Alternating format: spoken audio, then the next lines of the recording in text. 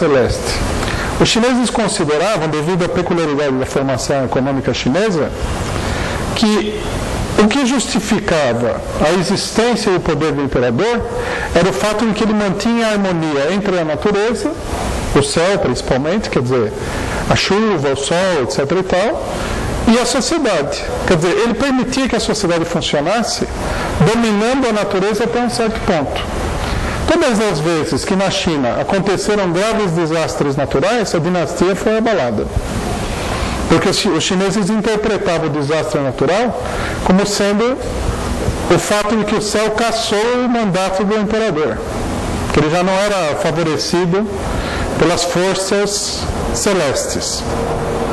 Né? Então, por exemplo, essa tentativa de constituir uma nova dinastia da revolta Taiping, ela tem esse sentido, quer dizer, uma nova dinastia, porque a dinastia anterior fracassou.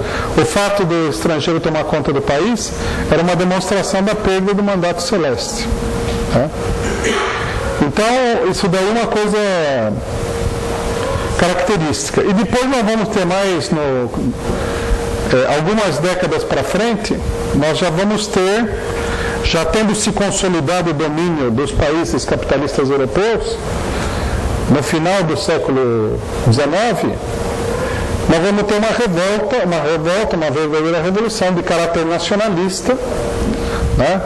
Onde se misturam diversos elementos da cultura chinesa, que é a famosa revolta dos Boxers. Né? Vocês devem ter ouvido falar disso daí.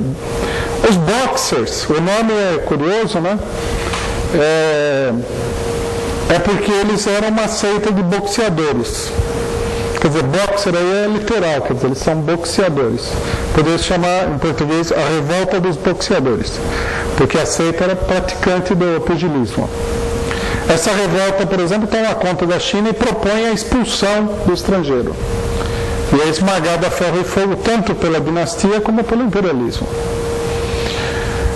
Aqui um parênteses que é importante sobre a revolta dos Boxers, que é o seguinte: a revolta dos Boxers, ela foi o equivalente na época, mais ou menos, do ataque às Torres Gêmeas em Nova York. Isso é muito interessante para a gente compreender o que está acontecendo no mundo hoje. Os Boxers eram, logicamente, uma seita de religiosos fanáticos, que é como se expressa muitas vezes a resistência nacional à ocupação estrangeira do país. E eles, como toda seita nacionalista, né, o nacionalismo é uma filosofia extremamente sectária, eles não pregavam uma harmonia do mundo, eles pregavam a destruição do estrangeiro. Então os Boxers, por exemplo, atacaram várias cidades, vilas, dominadas por ingleses e alemães e tudo mais, e mataram todo mundo. Né? Quer dizer, a violência contra o estrangeiro era uma coisa acima do normal. Então os Boxers, eles são pintados aí como monstros, que estão atacando, monstros selvagens, bárbaros, de um país bárbaro, que está atacando aí o civilizado, matando a freira no convento, né? Matando a professorinha evangélica da missão norte-americana e tal. Exatamente como acontece hoje com os árabes, que são demonizados. É uma repetição de fatos anteriores da história do imperialismo. Quando na verdade não se tratava de nada disso.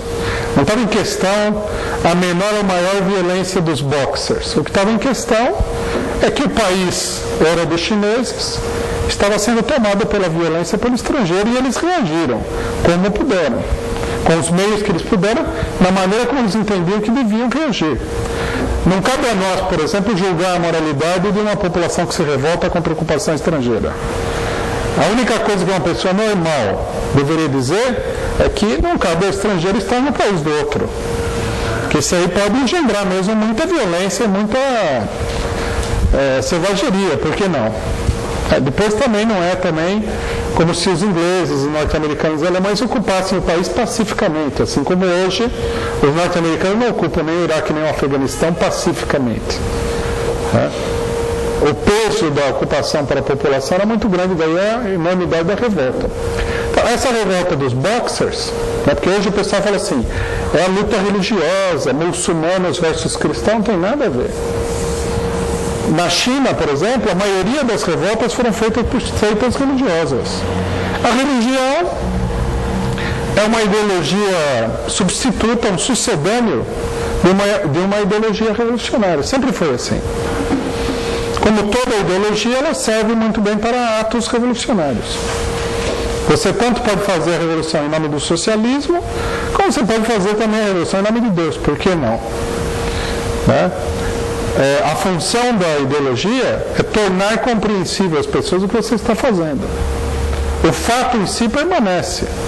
A revolução ela é desencadeada por forças que estão acima do controle do ser humano. O ser humano apenas interpreta aquilo que está acontecendo.